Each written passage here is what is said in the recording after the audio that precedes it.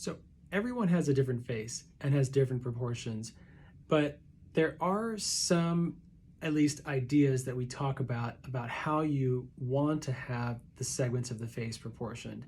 And this is one of my favorite books. It's from 1984, so it's old, Proportions of the Aesthetic Face, but it does contain some really great info, and I think it's worth kind of sharing how a plastic surgeon thinks about how the face should be proportioned and distributed in terms of the different parts, versus what you might see when you look in the mirror, and how things change over time. So to kind of get an idea about the basic gist of this book is that there are the idea of facial thirds. So the top third is from the hairline to right above the eyebrows, right there. And then from right in that area to just below the nose, and just below the nose to the chin.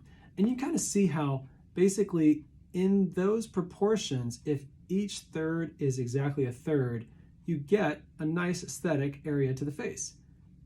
In contrast, as we age, what can happen is the forehead can lengthen, mainly because we're squinting all the time, raising our forehead. All that kind of stretches those tissues out, especially out here where we don't have any muscle. And that lengthens the forehead and makes that longer. And then this third can still stay longer because some of the nasal tissues can drop a little bit. And then this part becomes relatively small. And when you lose that balance between those facial thirds, then you start to kind of get features of the aging face.